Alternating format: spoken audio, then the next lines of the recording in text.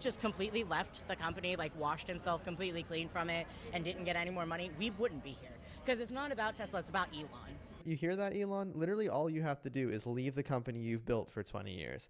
I like how she says, I've said this before, as if it's like a halfway reasonable request to make. He slept on the factory floor for months. I don't think he's leaving anytime soon. What can change about the Democrat Party? Because I mean, I know the approval's at like 26%. It's not doing hot right now. So if you were to tell them something, what would you say? What's your advice? To the Democratic Party? Get your head out of your ass. Listen to us and what we actually want.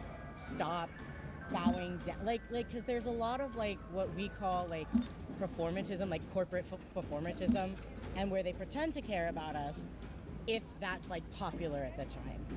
And I think that's also a very big problem because it's like we don't know what you actually stand for. Like you don't grow a backbone. You know, like I don't agree with the Republicans at all, but at least they have backbone. Like at least I know clearly what they stand for. Like the left, I have no fucking idea.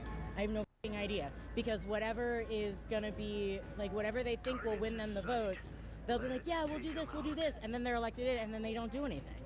They don't do anything that they said that they would do. They don't do anything that we wanted. So, You see, the protesters I did speak with were respectful and really cool to do an interview with me despite the paid protesters trying to stop them.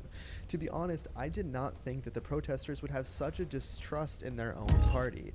Then again, it does give a lot of context as to why the Republicans have the House, the Senate, and of course the presidency.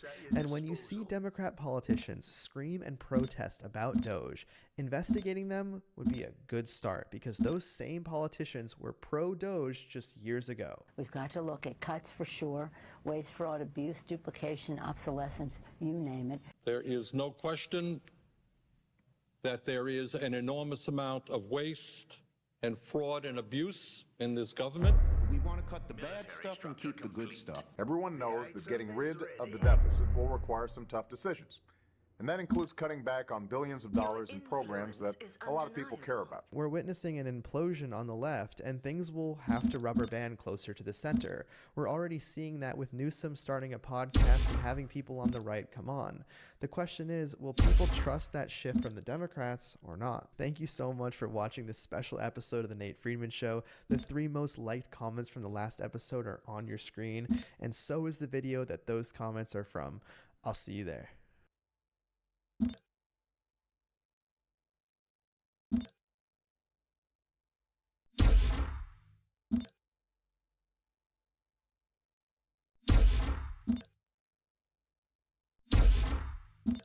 Now it's time for Lefties Losing It. Now, I presume this next item was an April Fool's Day joke, but apparently it's real. Kamala Harris is set to be paid hundreds of thousands of dollars to headline a real estate conference in Australia on the Gold Coast.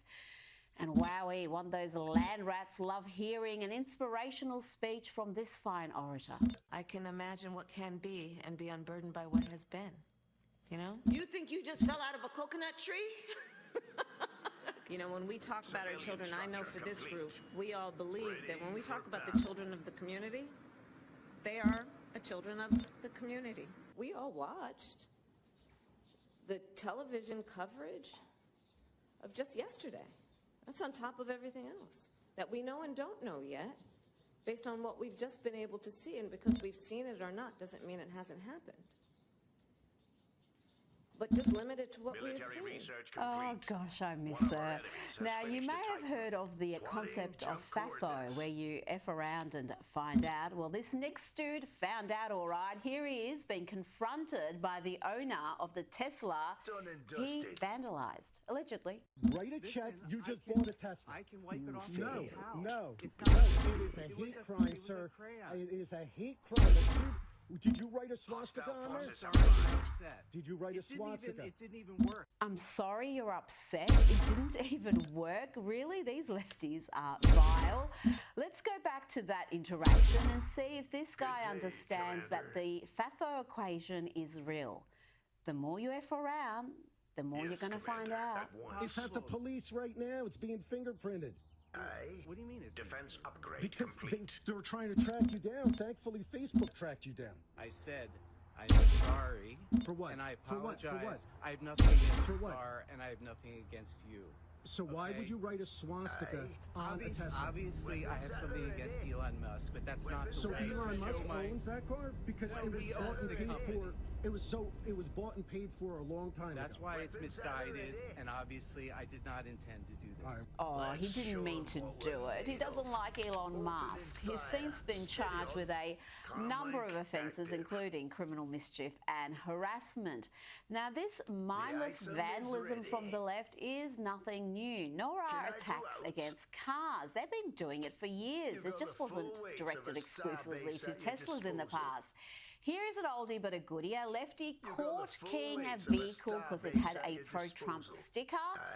I think he's more scared of the wife than the cops. Imagine being married to this aging soy boy.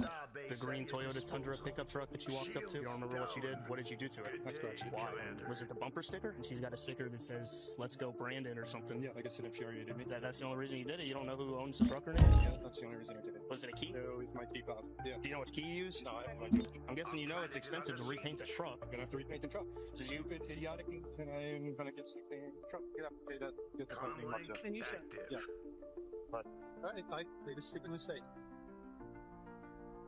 Mr. Brothers, here's the unfortunate news. She wants to press charges, so I have to take you to jail, sir. So she's around. When you damage someone's property over $1,000, it's a felony. For a felony criminal mischief. That's a felony? It's about $6,000 to repaint the truck. He has to go to jail, and tomorrow morning he'll have first appearance in front of a judge. Stupid. And I regret to inform you that the Awfuls are at it again. Awfuls, that stands for Affluent White Female Lefties. It's time to speak up. They're rolling back segregation. They are rolling back segregation. To be clear, the Civil Rights Act of 1964 is still in place and has not been disbanded. But we know what their goal is. There is always step one in a process, and we absolutely know what their goal is. She must think if you repeat something, it makes it true. Let's hear from this white saviour and her fever dreams about Trump bringing back segregation like he's some sort of Democrat. This time, white people, we are the ones that are going to be on the front crossing that bridge. Do you hear me? We are the ones that are going to stand in the streets. Our black countrymen have done their time at the front of the lines, and it is our turn. The item is ready. It is our turn to face the water hoses and to face the dogs and to face the tear gas, because we have let this happen. Not on my watch. Not on her watch, folks. Imagine being so unhinged with fantasies about the return of segregation. Do these people have jobs? By the way, that video has had millions of views, gone viral on TikTok and elsewhere. Perhaps this next lady saw this video because she seems rather animated and thinks she's going to encounter white-only signs across America. Let me walk into a business and see a whites-only sign. I'm white. I'm about as white as they get. Look at how pale I am, man. And I will use every ounce of that white privilege I've got to absolutely up their day. This next woman is perfectly okay with property being destroyed. Destruction of property is a perfectly viable source of protest. No harming humans, obviously. Human life is sacred no matter whose it is. But property is, these are just things. These are just cars. They're just cars? I wonder if she'd call the cops if I destroyed her Subaru. And bad news, white men, these awfuls will not date you. I just hope you can cope with the devastation and pick up the shattered pieces of your life. Friendly reminder, as a white American woman, I will no longer be dating white men. I'm looking for anything other than a white man, okay? Just a heads up. Yes, these women are just heroes in their own lunchtimes, and they are so divorced from reality that they have no idea how awful they appear to normal people. Listen to this story. I found out today that somebody that I work with is a conservative, and he's somebody who's really intelligent, and he's somebody who works in climate tech. As a super smart guy, somebody I would never have thought was conservative, and apparently he is. And it's surprising, and it's disgusting. But what's most surprising to me is the level of sudden hatred that I have for him, sudden hatred for this man who I used to respect, suddenly just went boop, and I hate him now. Now to 60 Minutes and Leslie Stahl, who is rightly being criticised for this absurd question to American-Israeli man Keith Segal, who was kidnapped and starved by Hamas terrorists. I saw sexual assault with female hostages. Keith says things got worse for him after Aviva was released and that early ceasefire collapsed. The terrorists became very mean and very cruel and violent. More so. Much more so. They were beating me and starving me. Do you think they starved you or they just didn't have food? No, I think they starved me, and they would often eat in front of me and not offer me food. What in God's name was she thinking? Yes, the Hamas terrorists don't have food, Leslie. Do any of them look emaciated at their sick hostage handover rallies? Joining me now is Sky News contributor Kosha Gator. Kosha, let's start with an incredible story. A toddler aged around 3 has been booted from a British kindergarten after being accused of abuse against sexual orientation and gender identity. And this poor kid is not alone. In the 2022-23 academic period, 93 other children in state primary schools in the UK were suspended or permanently excluded for homophobia or transphobia during that period. As J.K. Rowling noted today, this is totalitarian insanity. If you think small children should be punished for being able to recognise sex, you are a dangerous zealot who should be nowhere near kids. I can't help but agree with that. I mean, throwing kids out of preschool and primary school over gender identity sensitivities, that seems mad. To say the least. And I think, what we're seeing here is the lag time between these big institutions like K-12 schools and many others versus where the public is and the electorate is. And this is an 80-20 issue. It's probably a 99-1 issue, I would say, when you zoom in on specifically toddlers and young children and all of this madness. Everybody understands it. You have Tavistock and those things, the health institutions that were doing interventional strategies around the trans issue have all walked it back in the very progressive parts of the world, including the UK and Scandinavia and elsewhere. And the schools just haven't caught up. And whenever you see these edge cases come into the fore, it just really shines a light on it. And hopefully we see some fast movements in the other direction. Yeah, Australia is almost an outlier when it comes to these issues because, yeah, the UK has had a bit of a reckoning. They've changed their policies. They've pretty much banned these so-called gender-affirming care for children, whilst in Australia it's a very different picture indeed. Now let's look at France briefly. The leader of the right-wing party, their national rally, Marine Le Pen, has been banned from public office for 5 years by a Parisian court after being found guilty of fraud offences. Kosha, there is got to say, a great deal of suspicion around this prosecution and sentence. It's been seen in many quarters as a political prosecution. I don't know if that's fair or not, but certainly she is the main contender at this point, and she won't be able to run as things stand. Absolutely. Now, they're saying her camp is saying she'll appeal it, and the odds seem favourable that it'll be overturned on appeal. We'll see, because the stakes only get higher. Who knows what the details of the legal case are? This is breaking news, but I think it does not feel like a coincidence to a lot of people who are asking questions that you have Marine Le Pen in France, you have the Romanian candidate who the election was annulled and now he's been banned. You have Jair Bolsonaro in Brazil, who also was put in jail. You have Imran Khan in Pakistan, who was very popular as all populist leaders, all very much populist. And of course Trump, who we know that they tried everything they could sink at him, and that the commonality is that these are all populist, nationalist folks from that wing of the right side of politics. They're very, very popular. I think Marine Le Pen is at the top of the polls in terms of popularity. And then, coincidentally, somehow there's all this criminality that the courts seem to find in them, and taking them off the ballot or taking them out of the running. It's certainly raising a lot of eyebrows. It certainly is, and you mentioned Romania there. We're talking here about NATO allies, and a question, this is what J.D. Vance was lecturing Europe about, just how sound is your democracy? You like to lecture the rest of the world about threats to democracy, but just how sound is Europe's democracy, where the elite seem to decide who's fit to govern and who's not. And we saw even in the Netherlands where the election results were, and even Germany, where the AfD, who were the second most popular party, were kind of excluded from the uneasy alliances that the other side from the left and the right join to exclude them. And I think J.D. Vance's speech is aging very well, and it is going to age very well the more and more we keep seeing these things happen in Europe. Now, a video clip featuring South African President Cyril Ramaphosa has resurfaced online, and here he explains, and it's crystal clear, the policy they have of confiscating land without compensation.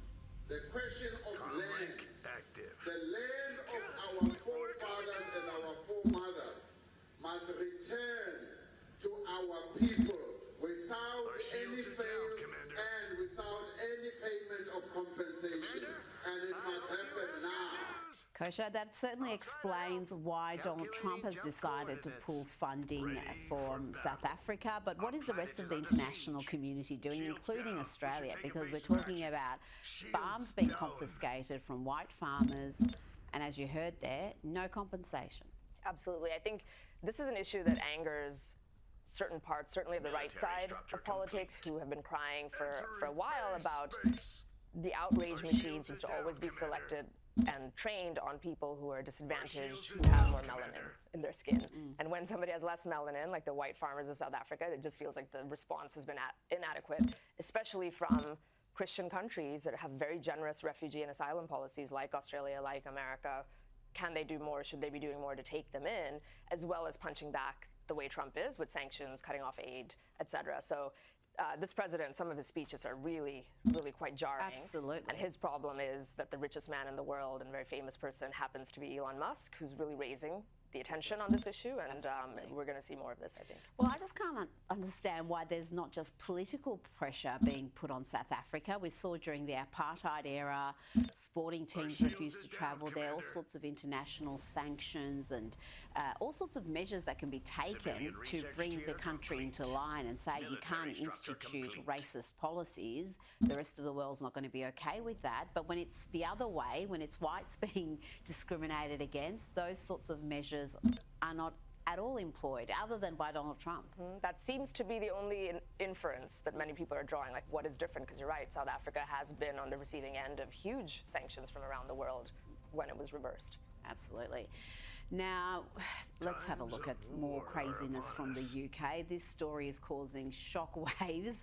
It shows just how far the UK has fallen in terms of valuing free speech. In January this year, 6 British police officers turned up to arrest a couple, mum and dad, who had criticised the policies of their daughter's school in emails and a WhatsApp chat group with other parents. So you can see that you can't get that many cops to show up if your house has been broken into in the UK, but they'll come for these supposed hate crimes. Now, the couple were arrested in front of their crying child, detained for 8 hours, and after a 5-week investigation, the case was closed, no charges. And what's incredible here, Kosha, is we still don't know, and the parents say they don't know, what they said that warranted this police attention. So they're not even told, this is what you said that crossed a line or caused an offence or caused a complaint. This is not a first world country that values free speech.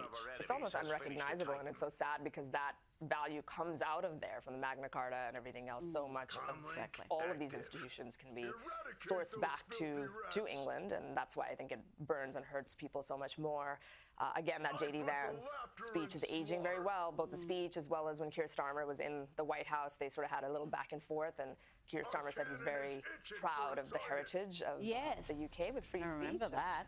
This does not shine that in a good light. It's also very Orwellian, sort of driving a wedge between parents and children, sort of, and the state sort of coming into the right of a parent and parental rights, pushing back against a school and how their kids are being educated. So there's that layer on top of the free speech layer, and I hope this story doesn't die and we get some pressure put on. Yeah, I hope there's at least some clarity around why these parents were targeted. And staying in the UK, a new set of sentencing guidelines for UK judges is coming to effect, and it encourages judges to be more lenient towards people from an ethnic or faith minority. Pretty much everybody gets a discount except for, you guessed it, white men. Even Keir Starmer is against this lunacy. I'm disappointed in this response, and the Lord Chancellor is obviously continuing to engage on this, and we're considering our response. And, you know, all options are on the table, but I am disappointed at this outcome. The end result of this is if you're a white man, particularly a straight white Christian man, then you're going to receive a harsher sentence than if you're not. And it's not just the two-tier justice system that we've seen in effect. This is now a sentencing recommendation. And that creep continues where it's official. You sort of see also the war between the judicial branch. We're seeing that a lot in the US, and the legislative branch. Even Keir Starmer is objecting to it, and yet you see the other side where the judicial branch wields a lot of power, and they can do things like this to make life very difficult, even if it maybe is not constitutional, and maybe some challenges will be brought. I hope that they are with that. And it's just more coming from the UK. It's really, when you piece all of that together with the earlier stories that you've covered, it feels, again, Orwellian. Oh, we've got more. Another example of the two-tier justice system in the UK, a pro-Palestinian activist who spat in the faces of 2 police officers has walked free after she claimed it was an accident and that she was in fact aiming at the Israelis, the counter-protesters, but missed. Kosha, this is incredible. We saw people locked up for being at anti-immigration protests. We saw people receive jail sentences who didn't actually commit acts of violence themselves, but they were at violent protests. And then you see this, someone walking free after spitting in the face of police officers. She sounds very charming. Yeah. It's again that two-tiered thing, whether it's official or unofficial, everybody understands it. And you know, you can look at a spectrum where I just think of San Francisco, where they've had a version of this after Black Lives Matter. They decriminalize things, especially for certain groups of people. Everyone can see the outcome of what that's done to a once great and iconic city. So much so that even the very progressive left wing of politics has tried to recall people, and they're punching back a little bit. And then on the other end, you have President Bukele in El Salvador, who has very strict way of going after and prosecuting criminal behavior. This obviously isn't in that league, but the point is you can see what happens when you're soft on crime and then selectively soft on crime for certain groups. That is a recipe for very bad social implications. And then on the other side, you have somebody who's really, really strict, and it can just completely improve the way of life over there, and we'll see. Absolutely. And when you've got this two-tier justice system, we've seen it in the US, you could argue it exists in Australia as well. It undermines trust in the system, and in the US, certainly trust in those institutions plummeted, and it's part of the reason why Donald Trump was elected. He's been elected to remedy that. Kosha Gator, thank you so much for your time. Pleasure. Let's show them what we're made of. And it's time for Lefties Losing It. Let's start with just how nasty, bitter and full of hate the modern left has become. This next woman is so demented with hate that she wants you and your children and your grandchildren to die. That's not hyperbole, it's precisely what she says. I would like for you to die of measles, of polio, of all the horrible diseases that living in this country, in this bubble of privilege and ignorance and morbid stupidity, you have the luxury of not having to worry about it because it doesn't really affect you. I hope it affects you. I hope it affects your children and your grandchildren. I hope it guts your community. That will make my life meaningful and extremely happy. Charming. She wants your family to die and your community to be gutted. It'd make her happy, that's what she said. That's from the side that likes to portray itself as tolerant and compassionate. And they also like to portray themselves as intelligent and educated. Let's hear from this young lefty who praises Hamas and claims that Israeli hostages have also praised Hamas, and in particular Hamas's complex organizational skills. Long live Hamas, long live, their really complex organizational skills that, even Israeli hostages have talked about their admiration and respect for, based off of what Trump has said about his business endeavors in Gaza.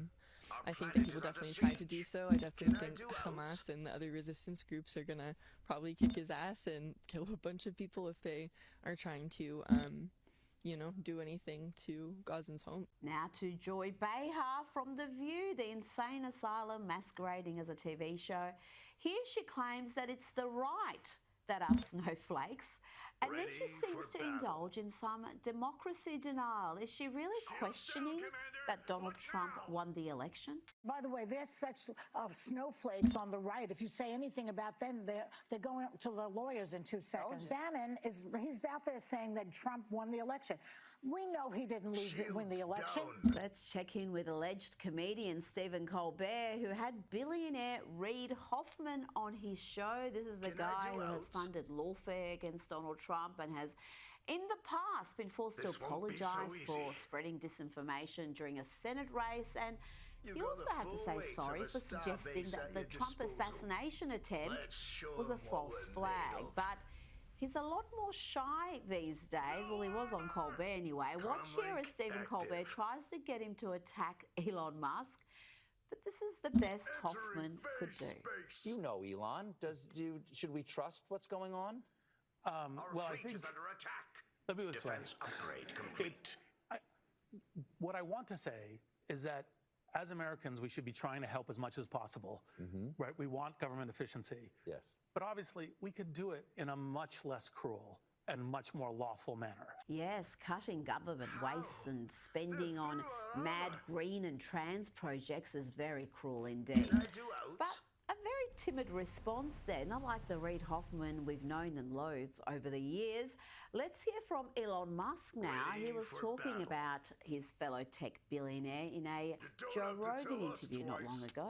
Known Epstein clients who are obviously extremely powerful, powerful politically and very wealthy, are Bill Gates, Bill Clinton, and Reid Hoffman. Why was Reid Hoffman so intent on destroying Trump?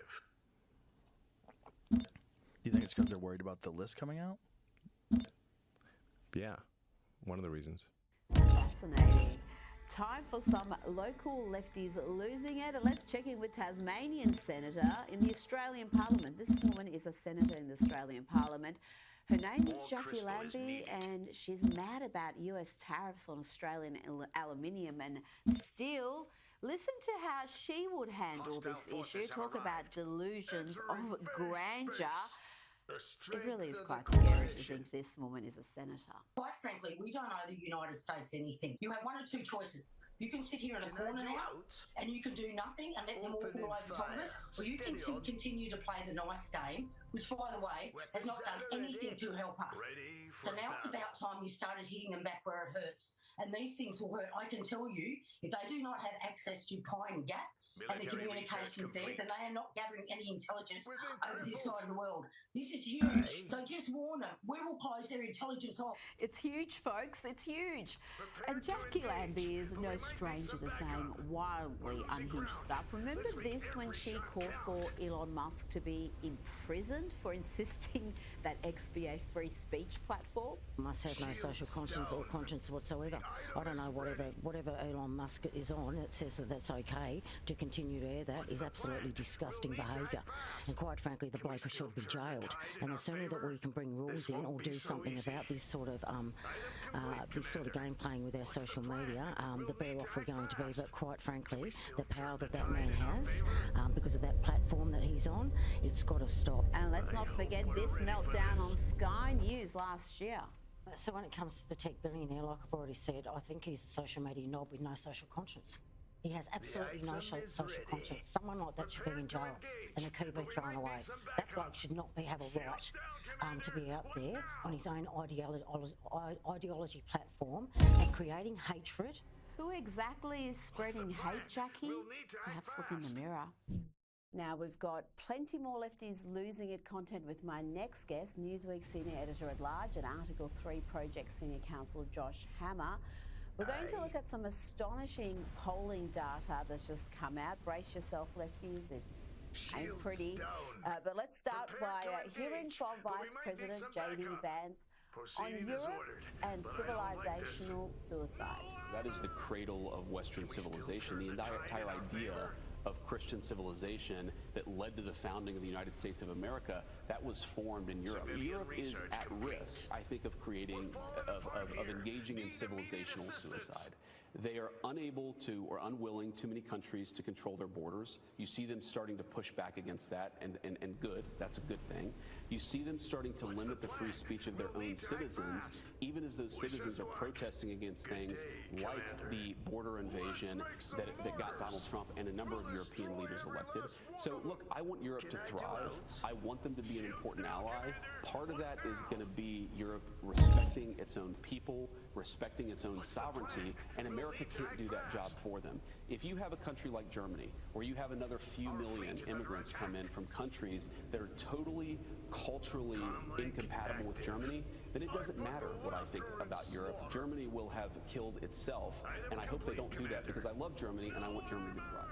Josh is talking about the strange death of Europe. I think I read a good book about that. The suicidal stupidity of European leaders who have forsaken their own populations, their own countries, but expect the US, and that includes US taxpayers, to step in and protect them.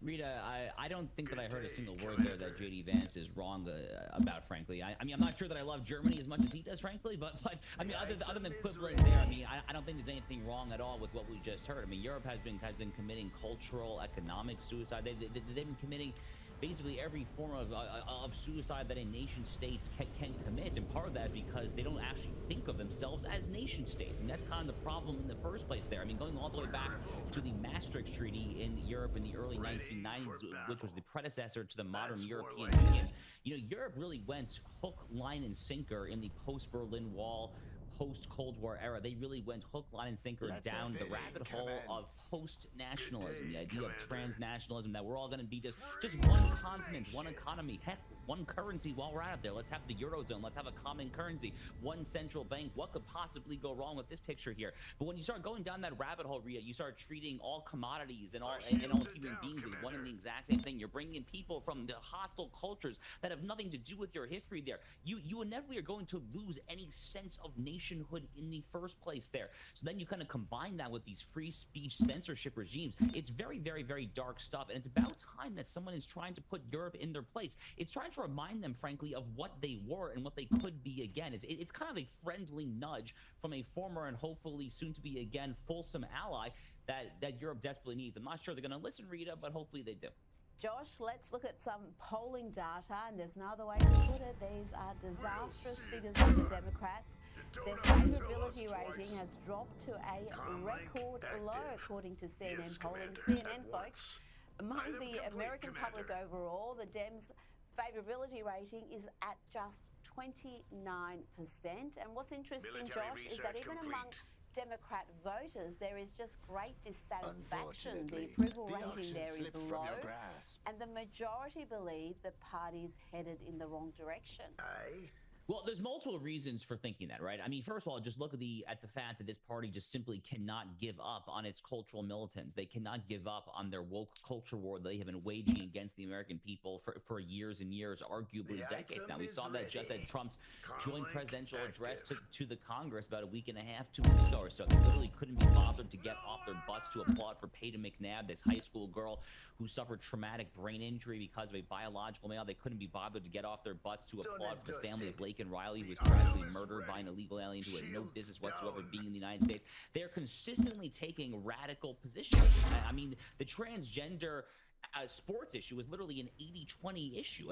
And even when you have someone like Gavin Newsom, who we obviously should not believe what he says, but when he's trying to stake out, at least rhetorically, purportedly, a moderate stance there, he is immediately shot down by party elites there. By the way, Rita, they're also tearing apart the seams. I mean, look at this at the CR that just passed the Congress this past Friday there. I mean, Chuck Schumer leading a brigade of 9 Democrats voting alongside some Republicans there. He's being chewed out by Hakeem Jeffries in the U.S. House there. I mean, even these Democratic leaders from the same state, heck, from the same borough. They're both from Brooklyn. Hakeem Jeffries and Chuck Schumer are both Brooklyn boys, and they're openly fighting on the national stage there to shut down the government, to not shut it down. So they're not on the same page. They're taking radically unpopular issues. The party's a veritable dumpster fire, frankly, and they have no one to blame for this whatsoever other than themselves. And there's more bad news for lefties everywhere, including Bill Maher, who seems to think that Trump voters are all having massive amounts of regret at the moment. Watch this exchange between him and Batia Unga-Sargon, who will be on the program later in the week. This just shows you how divorced from reality so many lefties are, even supposedly sensible ones like Bill Maher. I'm just wondering what you think now. We're approaching 2 months in. I mean, you must have a feeling in your gut. Look me in the eye and tell me you don't. That this is really going badly, and I shouldn't have thrown my lot in with this team. Oh no, I feel the opposite. All right. But Josh, let's look at the data that's just come out earlier today from NBC News. 3 months into his second term, President Trump has hit his highest ever approval rating. And Josh, more Americans say the country is in the right track than at any other point in the last 21 years, since 2004. And that is incredible given the relentless negative media. Yeah, you know, it's funny. So in some polling, Trump's approval rating has slipped at least a little bit relative to his highs on January 20th. But Rita, the thing that you have to bear in mind here is that Donald Trump started the presidency with what for contemporary American politics is actually like sky-high approval ratings there. He basically had the highest approval rating on day one of his presidency that he had for his entire term there. Some current polls showed that he has maintained that level of support. Some show that it slipped a little bit. But it's still actually very, very high relative to the past few presidents there. I mean, Barack Obama, Joe Biden, these were not particularly highly approved presidencies. So even relatively speaking there, Donald Trump is completely swimming in high waters here. Then you compare it to the Democratic Party approval rating that you and I were just talking about. I mean, Donald Trump is, at this point, orders of magnitude more popular than the Democratic Party. And there's a reason for that, Rita, which is that his policies are common sense policies. I mean, over the weekend, the big spat here in the United States was this separation of power showdown between Donald Trump and this puny little judge in Washington, D.C., purporting to say that you cannot deport these Tren de Aragua horrific transnational criminal gangbangers and these rapists and murderers and thugs there. Guess what? That's popular. Deporting thugs, deporting gangbangers, rapists, murderers, that happens to be actually very popular with the American people. Deporting someone like Mahmoud Khalil at Columbia University, someone who is here on a green card, who's not even a U.S. citizen, who's openly espousing the Hamas-Hezbollah party line, deporting him, that's popular. So the Democrats, again, whether it's the transgender issue, whether it's this, they just continue to take unpopular positions. Donald Trump just does the commonsensical thing because he has this whole MAGA coalition, this coalition of the common sense. It's not an ideologically right-wing coalition. It's just a coalition that wants to do the simple median American sentiment there, and that's why he's so popular right now. Well, you mentioned that judge, and the Democrats, the media, are constantly bleating about a constitutional crisis. Donald Trump causing a constitutional crisis, but it seems the crisis is from these activist judges. And the one you just mentioned, essentially trying to subvert the will of the people, the president's power. Tell me about this U.S. District Judge issuing a 14-day restraining order to prevent a deportation of these criminals. And the Trump administration has just ignored it and has sent these people to El Salvador. Let's have a look at some vision of them arriving in El Salvador, where they're going to serve their prison terms. And it's going to cost the American taxpayer considerably less, Josh. How? So, three cheers for the Trump administration here. Hip, hip, hooray. I love how they have handled this spat with the judge. I love how they have handled this operation in general here. So Donald Trump invoking a seldom used 1798 statute called the Alien Enemies Act, literally goes back to the John Adams presidency, essentially giving him slightly more power than he normally has when it comes to expediting removals for certain types of aliens here who are essentially at war with the country. And I think this, Rita, is probably where the left is disagreeing with President Trump. They're saying that, oh, Tren de Aragua, the Sinaloa cartel, the Jalisco cartel there, they're not actually at war with the United States. But actually, yes, they are. Actually, they literally are. I mean, the amount of Americans that have died along the U.S.-Mexico border over the past 15, 20 years or so. I mean, frankly, just focusing on the fentanyl issue alone, the amount of Americans who have tragically overdosed and died from fentanyl that's been shipped across the Mexican border there, it's completely sky high there. So invoking this statute, Trump got these 25 Venezuelan nationals, these non-citizens there, and sent them packing to Nayib Bukele down in El Salvador because this binational agreement between the U.S. and El Salvador. The judge tries to stop it. But this is bogus on multiple grounds. One is that the planes were literally in the air with these Venezuelans in them. They actually weren't even over United States airspace. They were over international waters. So good luck, judge, trying to issue your temporary restraining order where it's literally not even in the country anymore. The broader issue, Rita, something that I've been bleeding about for the past 2 months here, this idea that one judge in the United States, in our constitutional system, has under the judicial power of which our Constitution speaks, the notion that one judge can just shut down the entire federal government and call it a temporary restraining order is total garbage. That makes the judiciary a fundamentally tyrannical branch. It would have struck people everywhere from Thomas Jefferson to Abraham Lincoln as completely antithetical to the separation of powers that alone can protect individual liberty. I am dying for the United States Supreme Court to finally take one of these cases and rule that these so-called nationwide injunctions are here, there, and everywhere unconstitutional. May it happen ASAP. Hallelujah. Before you go, I want to just play you this little clip from billionaire Reid Hoffman. He was on Stephen Colbert's awful program. He wasn't asked about his dealings with Jeffrey Epstein. That would have been interesting. But he was asked to essentially slam Elon Musk. But government and companies are not the same. Right. The way that you're running governments shouldn't be the same way you're running companies. Do you know of Mussolini? We want government efficiency. Yes. But obviously, we could do it in a much less cruel and much more lawful manner. What do you make of Reid Hoffman's take on things? Rita, I know that I don't really care what Reid Hoffman has to say. It's frankly my take when it comes to all things Reid Hoffman. I mean, this is a guy who's obviously made a lot of money in the private sector there. Guess what? That doesn't mean that his opinions about anything other than the company that he created are worth particularly a lot there. I mean, Bill Gates, same example there. You know, these guys are just so high on their own supply because they managed to strike the jackpot and win the lottery once when it comes to one investment there. They think that they therefore have all the solutions for everything that ails the entire world. Well, you know who's also created very high worth, very valuable companies? Oh yeah, a guy by the name of Elon Musk, who last I checked is actually the wealthiest man in the world there. I think that he probably has a thing or two to say, that is Elon Musk, when it comes to trying to help streamline operations, make things more efficient, cut costs, cut waste, and oh, by the way, do all of that in a way that is actually wildly popular, because again, the American people don't want to be subsidizing sex change operations in Myanmar. They don't want to be subsidizing DEI in the Congo.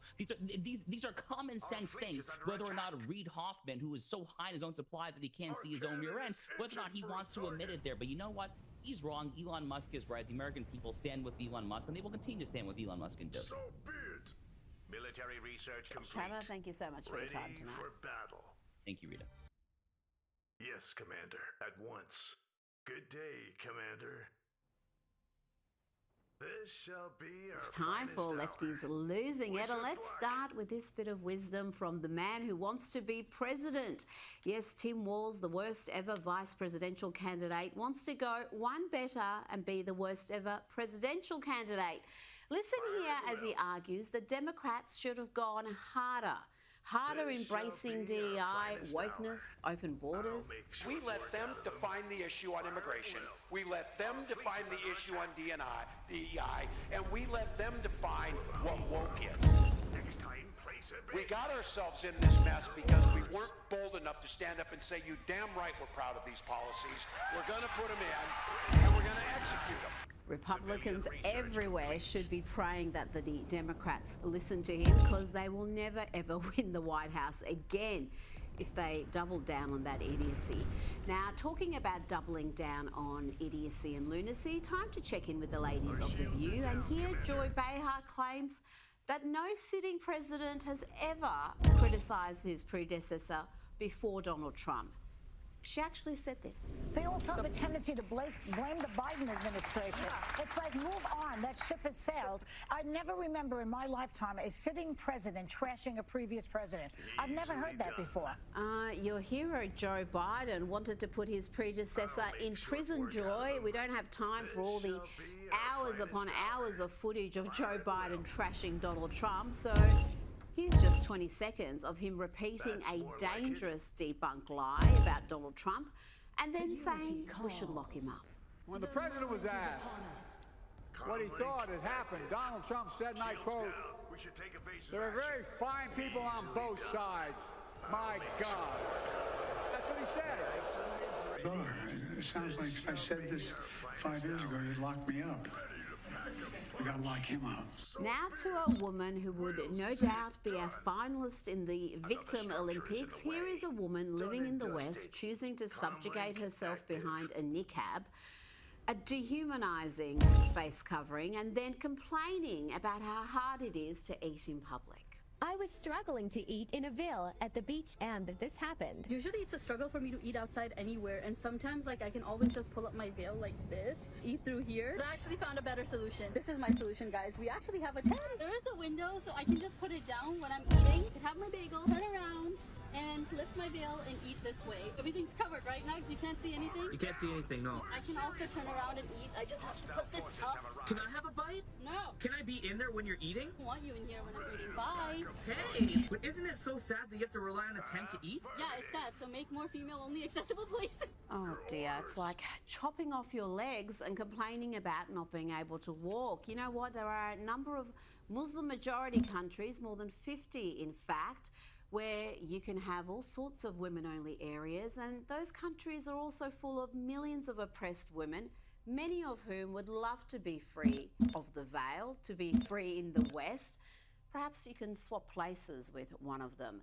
Now let's hear from a couple of our celebrity friends. They are always so in touch with everyday folk, so insightful and not at all self-involved narcissists. Here is Cynthia Erivo bleating about preferred pronouns. Hers are they, them. She identifies as a plural. It isn't easy. None of it is. Waking up and choosing to be yourself. Proclaiming a space belongs to you when you don't feel welcomed.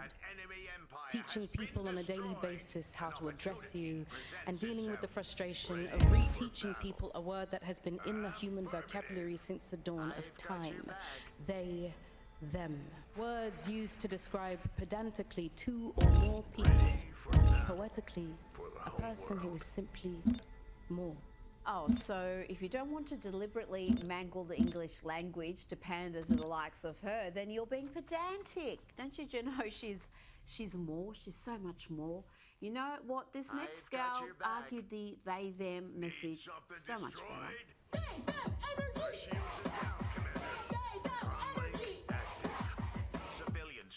Oh, I love it. Never stops being funny.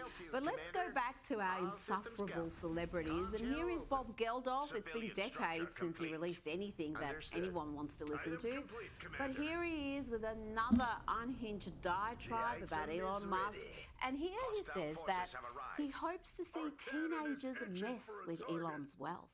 If I was 15 or 16, I promise you what I'd definitely do, just for the lols, I would organise a boycott of all things Musk. I would organise a boycott of Starlink, Tesla, Twitter, X. And I'd do it because I'd nothing to lose. But how amazing if you could mess with this guy's vast, inappropriate wealth. Now, we are seeing a lot of Elon Musk-inspired derangement from lefties. Watch these damaged people scream shame at a dude in a Tesla.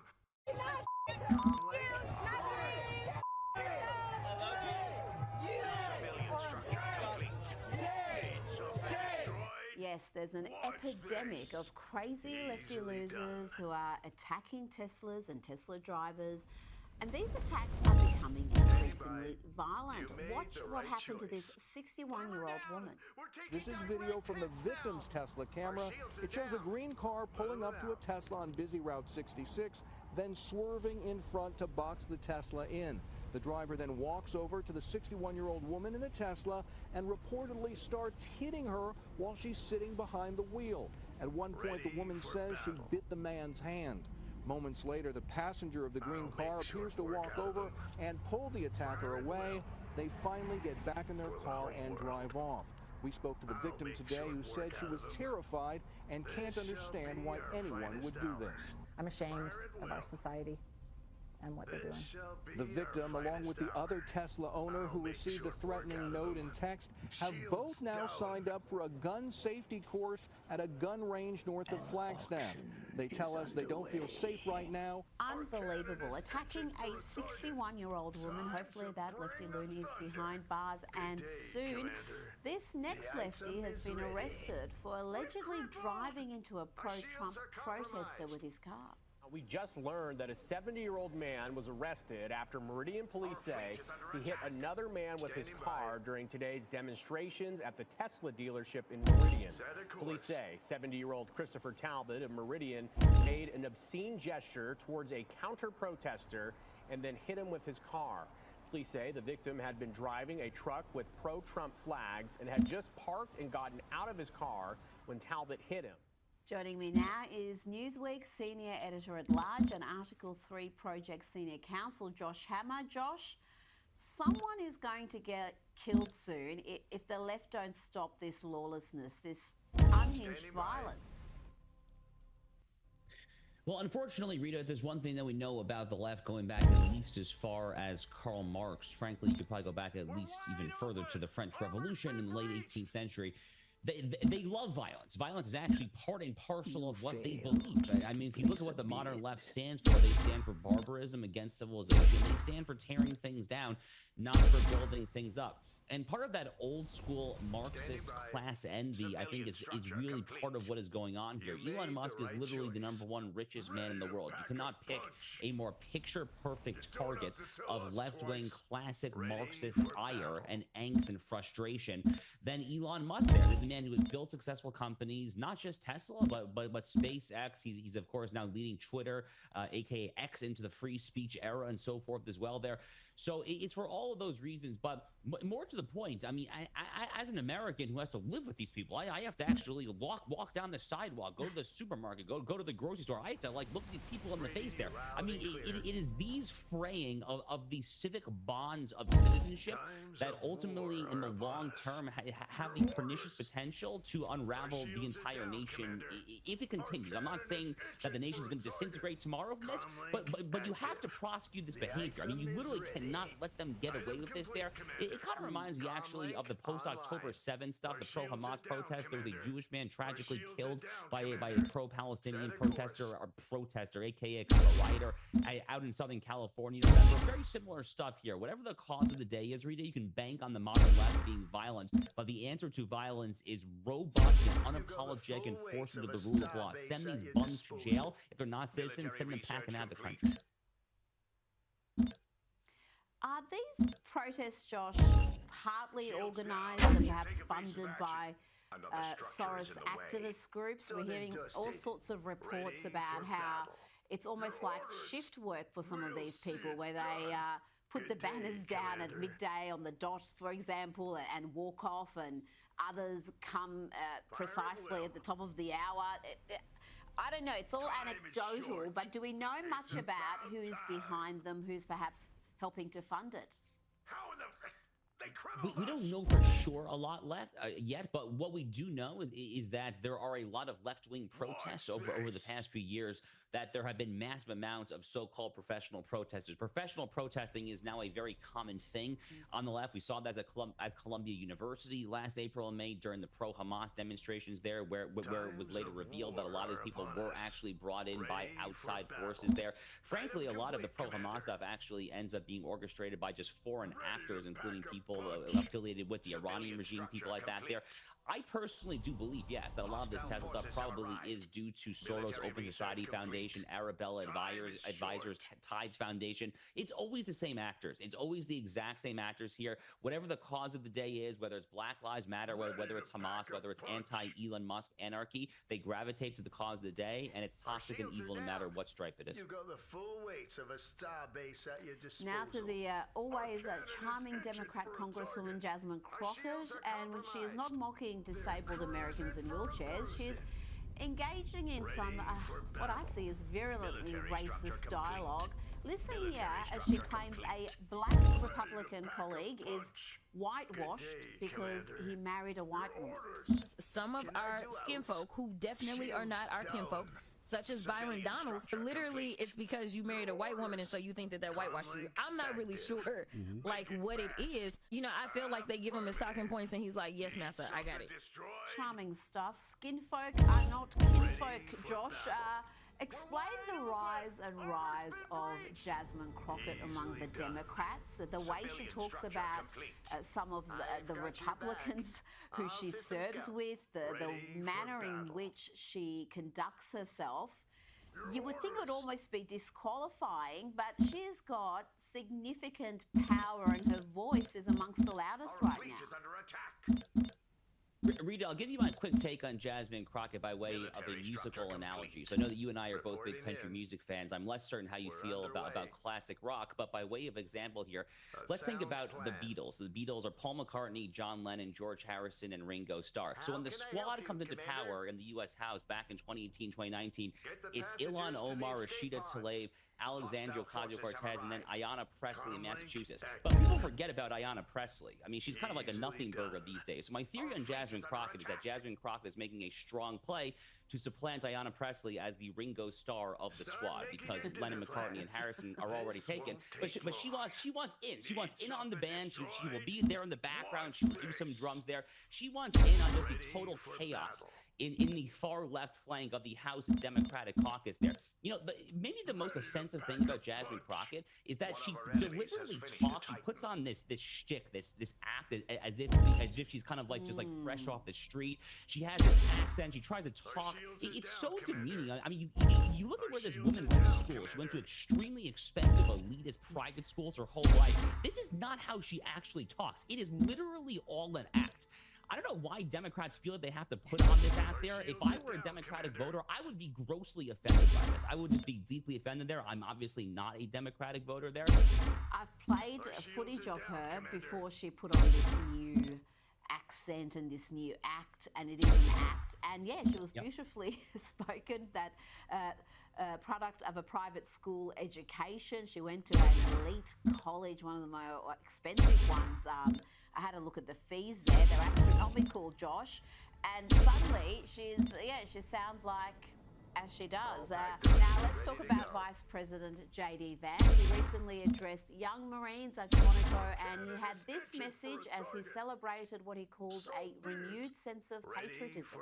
No more quotas, no more ridiculous mumbo-jumbo, no more diversity trainings. We believe the real strength and the real diversity in the United States Marine Corps is that you all come from every walk of life, come from every corner of America, and you have got the strength and the purpose to win the nation's wars, and that is what the Marine Corps is going to do, just like it's done for damn near 250 years.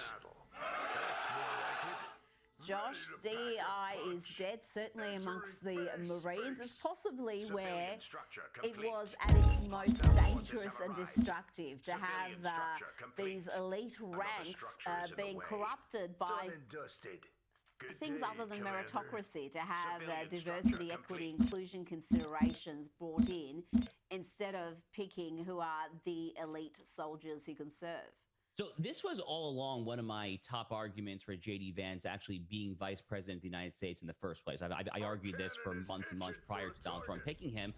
And one of the reasons that I think that he is such a good vice president, and similarly, actually, one of the reasons why Pete Hegseth is such an inspiring Secretary of Defense, is that these two men are very young. They are in their early to mid 40s, and they are both veterans. They are both combat veterans of the nation's, America's post 9/11 wars. If you want to actually look at what is one of the number one, I would argue probably the number one biggest issue currently facing the United States military, which is plummeting recruitment. The Army, Navy, Air Force, Marines, they've all been missing their recruitment goals by double-digit percentages for multiple years in a row. You need people like the Secretary of Defense, and in this case, the Vice freaking President of the United States, guys who have actually fought in these wars there, to go inspire the young soldiers, sailors, and Marines, to actually go there and put out videos that are disseminated across national television television. They're trying to inspire young Americans to actually go to your local recruitment office and serve the military again there. That is exactly what this country needs right now. But thankfully, Rita, at this point, DEI in the military is out. Crippling Obama, Biden-esque rules of engagement seem to be out the door there. America at this point is going to fight limited wars, but when we enter those wars, we are going to enter those wars to win. That is the way that it should be, and J.D. Vance, I think, embodies that to his core. Now to the activist judges who think they can overrule the duly elected president. This is the real constitutional crisis, if you ask me, Josh. And the New York Post reports that the daughter of DC District Court Judge, Chief Judge James Boasberg, he's the one who tried to stop the Trump administration from deporting gangbangers to El Salvador. Well, the daughter is employed by a non-profit that received millions in government funding and opposes the Lake and Riley Act. His wife is also reportedly involved in a pro-abortion NGO, partly funded by USAID.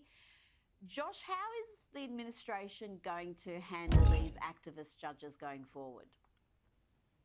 So thankfully, Rita, Congress and the president have all sorts of remedies that they can attempt to get across the finish line when it comes to reining in what Alexander Hamilton famously referred to as the least dangerous branch, which is the judiciary. So actually, just in today's Wall Street Journal, Chuck Grassley, the senator from Iowa, has this wonderful op-ed praising his new legislation seeking to put an end to so-called nationwide injunctions, trying to bring back the commonsensical notion that when a judge issues an injunction, it binds only two parties, the plaintiff and the defendant.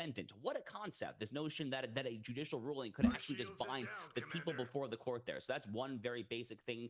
Congress could also enact so-called jurisdiction stripping legislation. They could basically just take certain types of substantive jurisdiction, whether it's immigration law, abortion law, whatever they want to, literally just take it away from federal judges, then move it to state courts. That is something that I've been arguing since my law school days should actually be much more frequent. Another thing that I actually do want to see some more momentum here is the idea of judicial impeachment. It's not actually going to go anywhere in the Senate. I'm sober about that, but I do think that you have to start making an example of at least one or two of these judges, whether it's Judge Boasberg in Washington, D.C., Judge McConnell, he's the USAID judge up in the state of Rhode Island there. These guys have to be made an example of, because you have to send a message, a shot across the bow, that we're not going to tolerate this behavior there, that we're not going to allow one judge to shut down the entire executive branch. That is not the system the founders devised. And thankfully, I think President Trump and his allies in Congress do acknowledge this. They understand that it's only a question of time, frankly, until these lower court judges are put in their place. Josh Hammer, thank you so much for your time tonight. Thank you, Rita.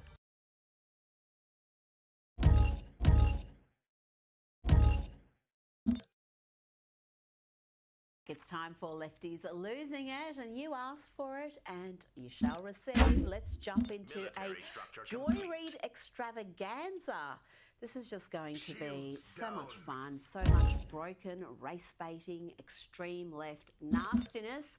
As I said last night, I'm shattered that she's been sacked by MSNBC. Where else can I find content this utterly unhinged?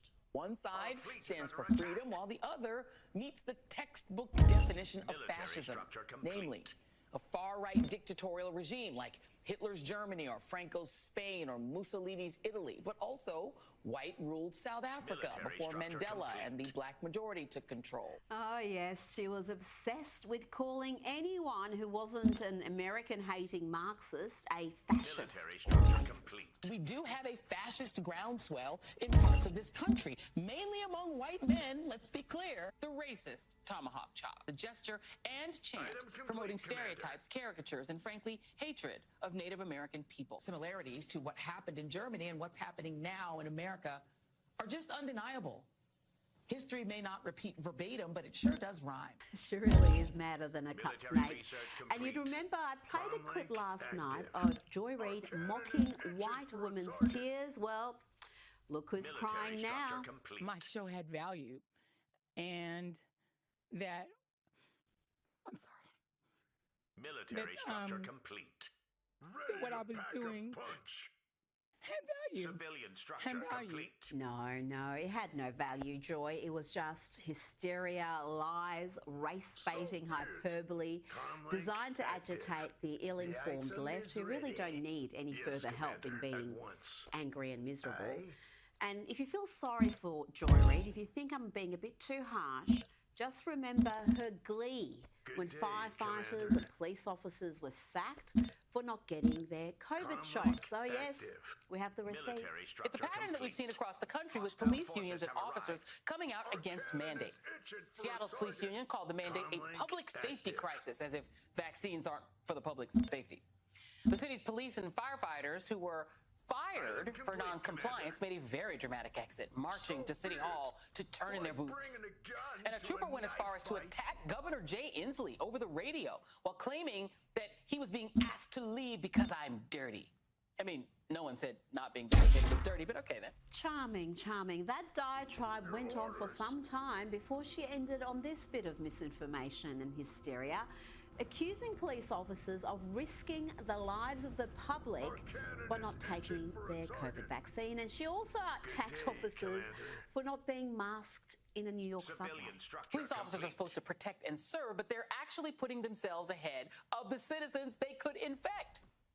We constantly hear that police brutality cases wouldn't even have happened if only everyone just complied and followed all of their commands. But it's clear that some officers don't hold themselves to that same standard. They're literally refusing to comply with the law. Just take what happened at a New York subway stop yesterday, where a rider says he was harassed and then thrown out of the station for asking officers to wear masks, which, by the way, is the law. The NYPD says the event is under internal review. Guess all the cops former Governor Cuomo sent into the subway system are really making an impact. So for putting Americans in danger, officers and unions who are fighting against vaccine mandates, which essentially means fighting to make the public sick, are tonight's absolute worst. Oh, she's just the worst, isn't she? Imagine being too much of a lefty loon even for MSNBC. Keep Hitler out the White House. Hitler, White House. We keeping him out. Restoring the name Fort Bragg sure looks like an attempt to resegregate the military. It's a right-wing fantasy land, like Disney World, but in hell. Come to Florida, the meanest place on earth. This woman is so shameless and comfortable making racist comments that she called the great Clarence Thomas, Supreme Court Justice Clarence Thomas, a racial pejorative on live TV. If somehow they manage to stumble into the Supreme Court, do any of you guys trust Uncle Clarence and Amy Coney Barrett and those guys to actually follow the letter of the law? No. Just gross, and shame on the other two MSNBC anchors for not jumping in with a rebuke right there. Remember, this is the woman who a couple of months ago was telling Americans to not have Thanksgiving or Christmas dinner with their Republican family, to shun their own flesh and blood if they vote differently. And this next clip really captures the ugliness of Joy Reid and the far left in general. This rant went on, I don't know, for like 10 minutes. Here's 42 seconds that gives you an idea of the endless bile of the far left. These are the people who say the undocumented, who they get to call illegal immigrants, like the Pilgrims had permission to come here, have to suffer the consequences of their actions, right? They made the choice to overstay their visas or come into our country illegally, so if they get deported, consequences. But you right-wingers shouldn't have to suffer the consequences of your votes? You don't want to be around me because I voted for fascism. No fair. I'm coughing on you with COVID, but you want me to wear a mask for your safety? No fair. My body, my choice. Well, here's an alternative thought. Make your own dinner, MAGA. Make your own sandwiches, wipe your own tears, troll amongst yourselves with Elon, and leave us alone.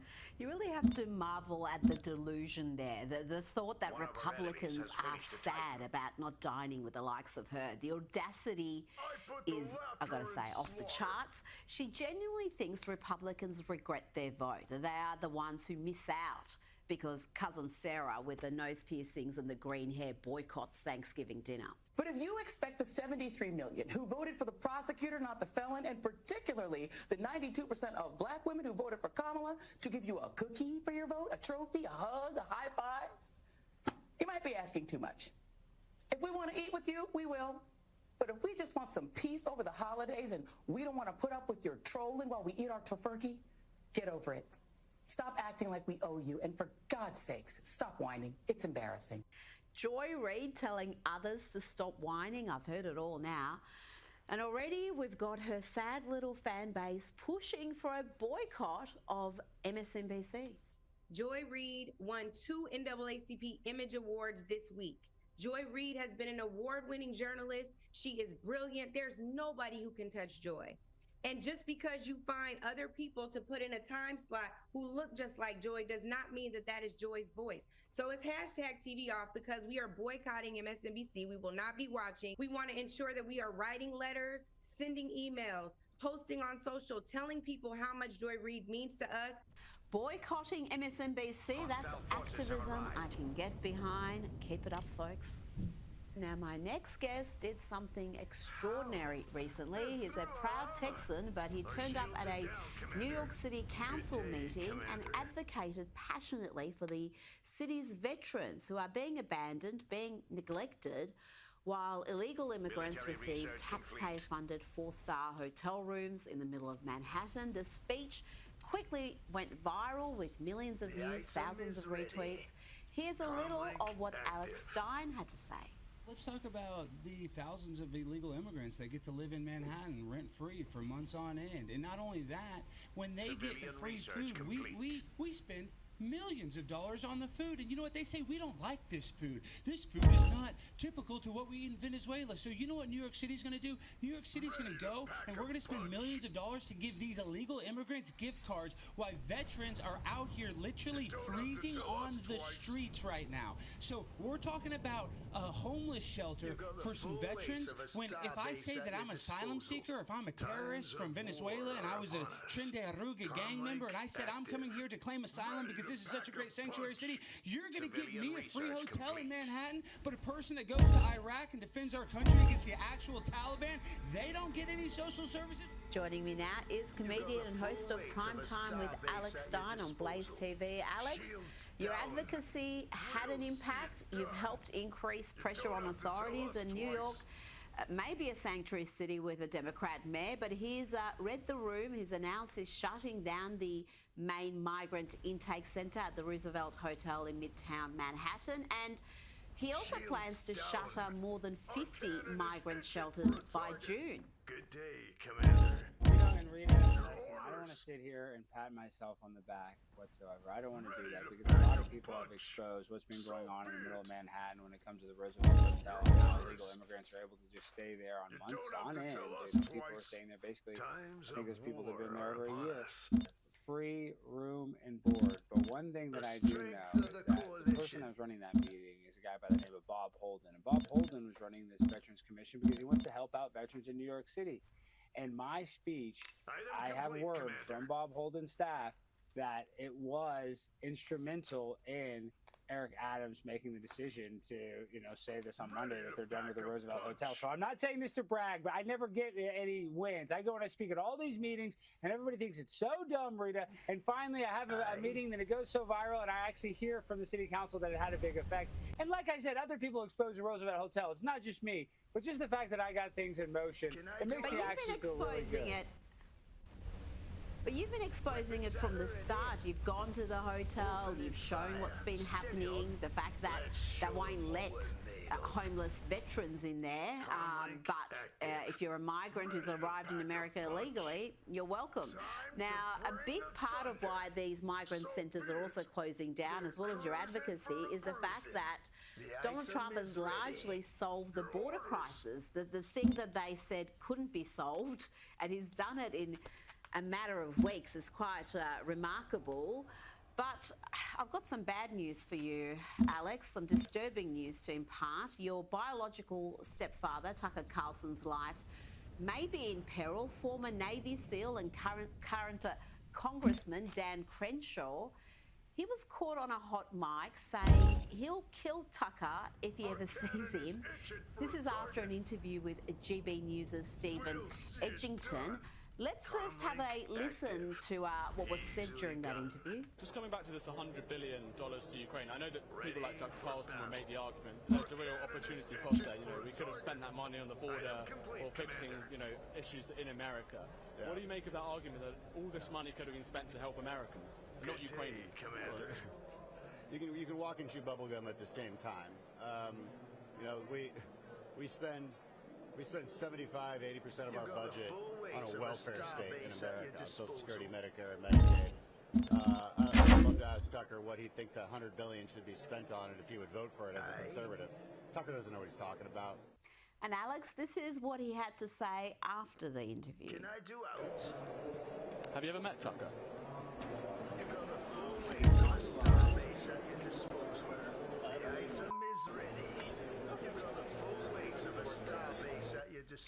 So he says, if I meet him, I'll effing kill him. He followed that up with, I'm not joking. He's your state's congressman, Alex, from the great state of Texas. Do you approve of these threats against Tucker Carlson's life? Yes, Commander. Seriously, though, Alex, this is crazy antics from a supposed Republican. Well, forget about whatever political party he's a part of. This shows you how insensitive Dan Crenshaw truly is. And he's a guy, and I appreciate his service, lost his eye fighting and defending this country. And yet, his biggest mission in life is sending more young people to go and lose their own eye in these unnecessary wars. And Tucker Carlson has been calling out Dan Crenshaw for a long time. So even though Dan Crenshaw considers himself conservative, if he was truly conservative, he would be more about individual liberty and limited government. And that's not what Dan Crenshaw is interested in. So, you know, him saying this, it just shows you that he's a very callous individual that does not value human life. Now, you've been travelling the country, visiting hotbeds of leftist activism and having debates with some of your ideological foes. It hasn't always gone smoothly, Alex. Let's have a look. No, but what are you mad about? I know, but what are you mad about? You're mad about what? So, listen, yes, you are. She did say mad, Alex. Tell me why you're doing this and what you hope to achieve. Well, Rita, I'm so lucky. I'm working with Charlie Kirk's great organization, Turning Point USA, and I'm going on a college tour. And I have been speaking at the colleges for Turning Point for over 2 years. But now, because of the success of our recent videos, they're actually encouraging me to go to more universities and do more of these public debates, because Charlie can only debate at so many schools, and Turning Point is a huge organization. So I'm very lucky that I get to go there and debate these college kids. And listen, I know sometimes in these clips I can own them, but these kids are just getting out of class. Like, they know dates and facts. It's not easy to go and have an open debate with kids that are literally studying Lord knows what subject that I'm willing to debate them on. So come out to any event, follow me on social media, and we're doing one at the SMU this week, and then University of Texas at Dallas and Loyola Marymount. We're going to UConn. We're going to about 10 schools. So it's going to be really great. If you're in one of those schools, come debate me live on campus. Let's turn our attention to Ohio now, where earlier today, former presidential candidate Vivek Ramaswamy announced he's running to be governor. President Trump is reviving our conviction in America. We require a leader here at home who will revive our conviction in Ohio. And that is why today I am honored to announce that I am running to be the next governor of a great state at the heart of the greatest nation known to mankind, the state where I was born and raised, the state where Apurva and I raise our 2 sons today, a state whose best days are still ahead. I am honored to announce my candidacy to serve as the next governor of the state of Ohio. He gives a good speech. How do you see his chances, Alex? I think it all relies on J.D. Vance. He needs his Ohio buddy to give him that assist, and if J.D. Vance comes in, strong in support of Vivek, then I think that'll help him. You know, he did get in a little hot water for his H1N1 visa comments, and that lost him a little support within the conservative movement, but I don't think he lost enough support that he couldn't win an election like this if he had the Trump campaign, especially J.D. Vance, who is his friend. With all the success that they're currently having in the White House, if they give him the Trump bump, I do think Vivek could be the governor of Ohio. Now, I'm going to need just a quick answer to this question. This is crazy stuff from California. Where else? A California school district will be providing menstrual products in boys' bathrooms down to grade 3. Grade 3 boys, this is the Long Beach Unified School District, and this is apparently due to state laws, Alex. So tampons for boys in grade 3. Make it make sense, Alex. Well, it makes sense if you look at the superintendent of the school board is heavily invested in tampon companies. I guess that's the only way that it would make sense, because none of these 3-year-olds need any of these products. I don't think that's actually the case, but it's just ideological madness, and that's what we expect from California. Alex Stein, thank you so much for your time tonight. Joining me now is Sky News contributor Kosha Gator. Kosha, let's start with Donald Trump's meeting with French President Emmanuel Macron, where they discussed everything from European involvement in the Russian-Ukraine war to Trump's fresh tariffs. Now, Trump and Macron have this bizarre handshake ritual. They've long had this where they try to outdo each other. It's kind of endearing, I guess, and it happened again today. President Trump, do you have a message for Pope Francis, sir, who's still in the hospital? Do you have a message for Pope Francis? And they are both rather grabby with each other. That is the most beautiful language. I have no idea what he's saying, but that is the most... Now, there were a number of light-hearted moments throughout their meeting, including this one, where Donald Trump called out Emmanuel Macron for doing something a little underhanded, but he did it in such a jovial, friendly manner. This is great. Watch this. I just want to tell you a little story. So we were at the Eiffel Tower having dinner with your wonderful wife and with my wonderful wife, and we came out and he started speaking the French deal. And we didn't have an interpreter, and he was going on and on and on, and I was just nodding, yes, yes, yes. And he really sold me out, because I got back the next day and I read the papers. I said, that's not what we said. He's a smart customer, I will tell you that. That wasn't exactly what we agreed to. Oh, it's an interesting relationship, Kosha, but I think that story, that's just classic Donald Trump, because he called him out. He said that he sold him out. He went and repeated stuff that wasn't strictly true, but done in such a friendly manner. Such a friendly manner, gives him credit, calling him a tough customer. And, you know, we've talked about this before. The Trump sense of humor has long been underrated. His charm also, a lot of people, he grates them the wrong way, but a lot of people actually find him charming. And you can see that President Macron clearly does. Like, I kind of got the sense, like, yes, a lot of it was about power playing, this very famous handshake routine that they've had going on now for 12 years, and who's the alpha dog and all that. But you could also kind of see through it that they actually seem to genuinely like each other. There is sort of a friendly jousting aspect to their relationship, and, you know, that speaks to that charm and humor. Because they could not be more different in so many ways politically. And this is a very charged time when you look at Americans' relationship with Europe. JD Vance gave that incredible speech where he made it clear, and that speech was for the Trump administration, that we do not back your values, these open borders, hard green left policies. This is not suppression of free speech. That was a big theme of his speech as well. So where is that relationship, and where is the whole Ukraine-Russia conflict in that? Because America, again, has made it clear that they want an end to this conflict, and they're not going to keep funding it long term. I think we're going to see some changes rapidly, just given the pace of the Trump administration 2.0 over here. But the whole Ukraine thing is one piece in the broader chessboard that Trump is trying to reset.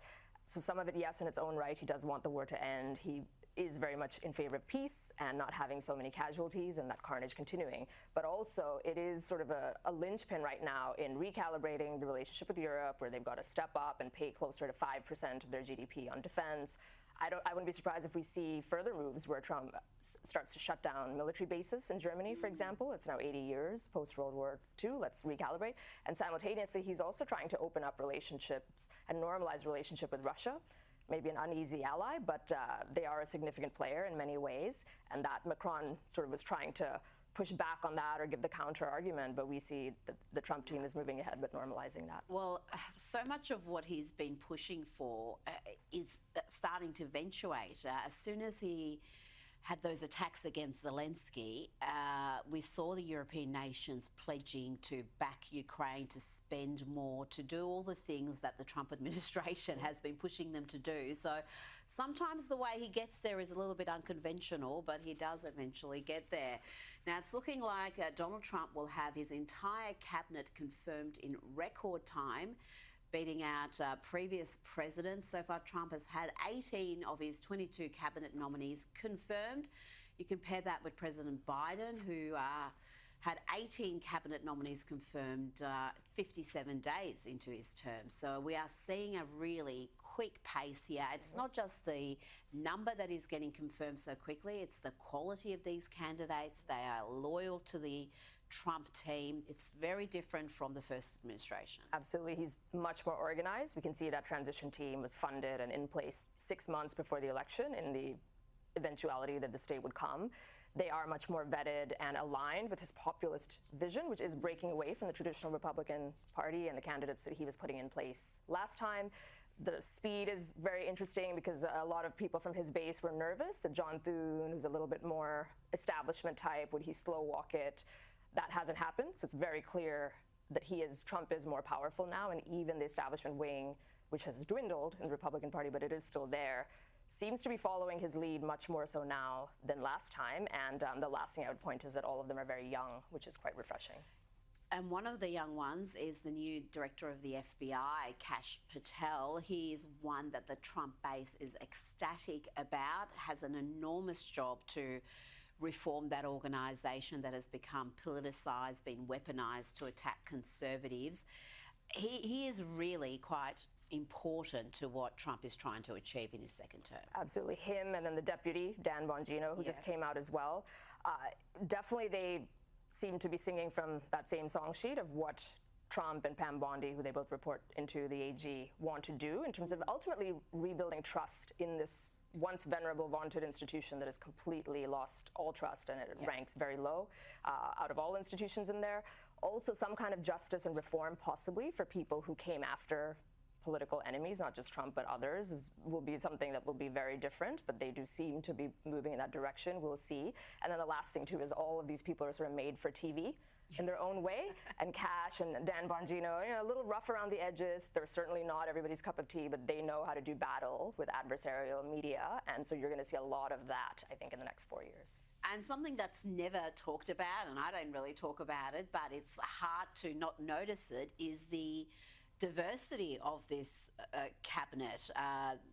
It's not something that Trump boasts about, or he doesn't try to say, I'm picking someone because I need a black woman, but there is a great deal of racial diversity, many women in senior positions in the administration. Yeah, that sort of just happens to be the byproduct. As you say, he doesn't go for that the way Biden famously said for Supreme Court Justice and as vice president, and that kind of came back to bite the party, one could say.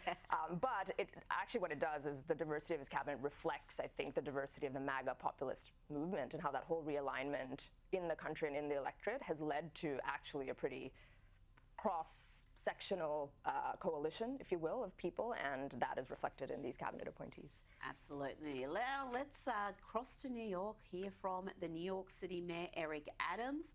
He's announced that the Roosevelt Hotel's Asylum Arrival Centre and Humanitarian Emergency Response and Relief Centre is closing them down. Today, we are announcing the Roosevelt Hotel, which served as both our Asylum Arrival Center and the Humanitarian Emergency Response and Relief Center for nearly 2 years, will be closing in the coming months. That's interesting. It's something that has been a big topic of discussion in New York. It is a sanctuary city, but they actually got touched by this crisis. It wasn't just the border towns in Texas that were dealing with the flood of illegal immigrants who came in under the Biden administration. So high time, many people would say. It's too little too late, but better late than never. And this story has so many layers of salt upon salt that they poured over this wound of illegal immigration that's afflicted the country and the city. So first of all, the fact that they're a sanctuary city, which is outrageous, but that's what it is. Second of all, you've got prime real estate, a hotel in Midtown Manhattan being used to house illegals. That is like a stick in the eye. Third, it turns out that it's actually owned by Pakistan. I just only recently learned this. Really? That the airline, the national airline of Pakistan, bought it and has been leasing it to New York City as of 2023. So our taxpayer dollars are going to fund a Pakistani-owned hotel that's housing migrants. Like, you just can't make this stuff up. And then the last thing that had happened last week is where FEMA gave $59 million to them against the executive order of Trump, and then Kristi Noem had to claw it back, so that was a small win. All those things are just such a slap in the face, and high time that this is finally coming to an end. I tell you, Eric Adams, every time I hear from him recently, he sounds like he's a Republican man, not a Democrat. He's kind of, I don't know, he's been red-pilled. Maybe it's because of the Biden administration, the Justice Department came for him. Now let's have a look at some fascinating polling from Germany. A survey of more than 60,000 gay German men by Europe's largest gay dating platform found that the majority of them voted for the right-wing AfD party, which is led by an openly gay politician. But, Kosha, this is so fascinating to me because the lesbian gay vote has traditionally been hard left. That community has supported left-wing parties, but a lot of the policies that those parties support, including open borders, are not good for that community. And I think belatedly, the gay men of Germany have found out having an influx of people into their country who have zero respect for their lifestyle and their sexual orientation is possibly not a good thing. It's this coalition of the fringes that the left side of politics in most liberal democracies has stitched together in the last 40 years was always going to fray, because you have these different groups who actually are on a collision course to each other in terms of core values, but they were all, the common ground was that they hate the other side, and that put them, stitched them together and put them in power for so long. Now you have the situation where the level of immigration that's in there and the asylum pipeline and people coming from these cultures where gays and lesbians are not welcome at a very deep, deep level, that is, of course, going to see that kind of a result. So it is interesting. The flip side is the more sort of center-right boomers didn't really vote for the party, so there is a cost to having it appeal too much to this demographic. You might be turning off the other demographic, and that's the needle they're going to have to thread. Well, it's incredible because the Conservatives got the biggest percentage. I think it was around 28%. AfD had 21%. The second biggest vote, and yet they're not going to be in a coalition together. It just seems like it's a system designed to defy the will of the majority. It's very frustrating looking on just from Australia.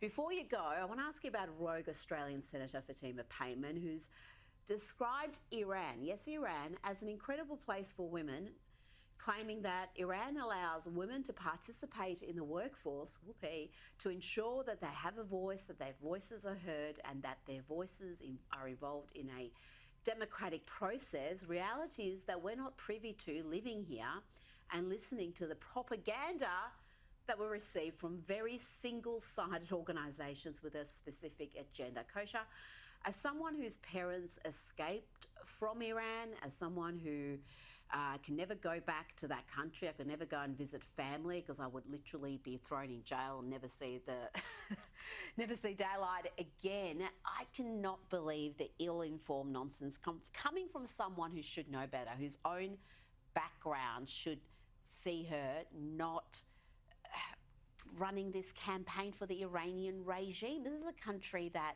treats women like second-class citizens, that forces women to wear the hijab. Women have died fighting against that. And yet we've got an Australian senator who chooses to wear the hijab, advocating for the Iranian regime. And you know this better than anybody, that was so disingenuous. I can only surmise that she does know exactly what the situation over there is, and she's doing it to stir the pot, either in the left-wing base of the country or in her former party. There's something else political behind her approach. Possibly, maybe there is some goal she's trying to achieve, but it's such a cynical thing for a woman with incredible influence to be doing that instead of taking a stand for the women of Iran. Kosha Gator, thank you so much for your time tonight.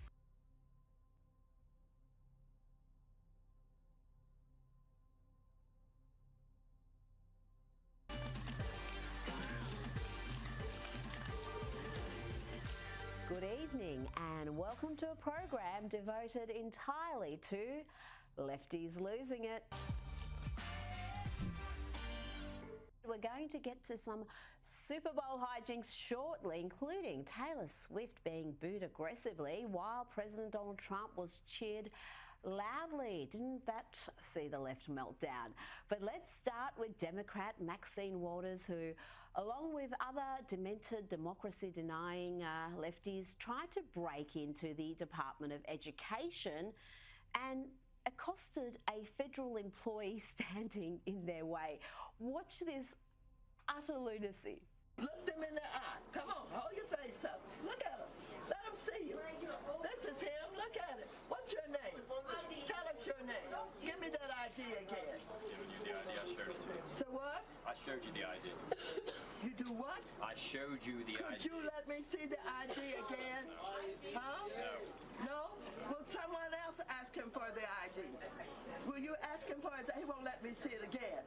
You didn't see it. You didn't see it. They didn't see it. Oh my God. Someone give that man a big fat pay rise. He deserves it. He's had a gutful of these juvenile antics from Democrat geriatrics. Are you prepared to stand here all night if we decide to stay? I guess, yeah. All right, well, you just stay right there. You just stay and stay. Why aren't you letting us go to that desk like we were able to do last year? No, he's not a U.S. employee. This is a public institution. Did Elon Musk hire you? Who do you work for? Who do you work for? Are you not aware to be here? Did Elon Musk hire you? Now let's check in on Hollywood has-been Richard Gere. You know, the dude whose career highlight was playing a businessman who falls for a hooker he picked up off the streets. He was in Spain for something called the Goya Awards, and he felt the need to share some dangerously delusional thoughts about President Trump and his supporters. Are you in shock, Richard? And I'm in shock. My wife is in shock. We're all in shock. You know, the people spoke and they elected this president, and that's a fact. But I don't even think the people who elected him really believed that he was going to do what he said he was going to do. Just how thick, how dangerously out of touch does one need to be to not understand that Trump supporters are ecstatic, over the moon about his first 3 weeks? They prayed he would follow through and deliver on all those election promises, and he has. Now, you may not like it if you're on the left, but deluding yourself into thinking that Trump supporters are upset, well, that's idiotic. But old Dick Gere wasn't done yet. Listen to this tiresome rant. This is dark time in the U.S., and I think it's a time for everyone to stand up. You know, I was reading an article by someone, a Hungarian, who watched things change so radically under Orban. And he said, America better be vigilant, because we didn't know how fast this would happen in Hungary. And I can see this happening very quickly now. We have this incredibly dark marriage of power and money like we've never seen before. Not only hysterical, but completely wrong. The money was with the Democrats. It has been for a long time. The majority of billionaires were with the Democrats, including the likes of George Soros, Bill Gates, Mark Cuban, Michael Bloomberg, and many more. That's why Kamala Harris was able to outspend Trump by 3-1. Here are some facts for Richard Gere from journalist and best-selling author Batia Ungar-Sargon, who actually relies on facts, not just feelings and hyperbole. She wrote, Trump won folks making under $100,000, while the Democrats won those making over $100,000. Biden had 2 billionaires to every one Trump had. 2-1. 75% of hedge funders gave to Kamala. 9 out of the 10 richest counties, and 65% that are making more than $500,000, well, they're represented by the Democrats. But Richard Gere isn't going to let a little thing like inconvenient facts interrupt him spewing far-left nonsense. I'm coming from a place now that we're in a very dark place in America, where we have a bully and a thug who is the President of the United States. Oh, so asinine. And guess what? He references that article he read from a Hungarian again, but this time it's just a reader's letter in the New York Times. But it's not just in the U.S., it's everywhere. Everywhere. You know, I read a really moving letter in the New York Times from a gentleman in Hungary, and he was the slippery slope of how this happens everywhere. Authoritarianism takes us all over. We have to be vigilant, we have to be alert, we have to be energetic, we have to be brave, we have to be courageous. We have to be brave and courageous. These empty vessels like gear are just so painfully dim. I just wish they would listen to the sage words of advice from Ricky Gervais. Remember a few years ago when he told them this? If you do win an award tonight, don't use it as a platform to make a political speech, right? You're in no position to lecture the public about anything. You know nothing about the real world. Most of you spent less time in school than Greta Thunberg. Okay, to the Super Bowl, and before we look at what actually happened, let's check in with a typical lefty Karen being miserable. If you are having trouble still deciding who you are going to root for this weekend in the Super Bowl, may I give you just a couple of things to ponder over and think about. The Chiefs kicker is Harrison Butker. The same Harrison Butker who went on a tangent last year and has said that women need to leave their jobs and just be mothers and their sole responsibility is to take care of men. He's also a huge Trump supporter and would be first in line to be a commander when The Handmaid's Tale happens. Patrick Mahomes, who is the Chiefs quarterback, him and his wife, both huge Trumpers. Let's hear what other reasons she has for picking your Super Bowl team. Taylor Swift was born and raised an Eagles fan, and the only reason that she is now a Chiefs fan is because her boyfriend plays for the team. She is always going to be an Eagles fan. Interesting mentioning Taylor Swift there. Watch here as the Kamala lover is booed mercilessly. Her reaction is priceless.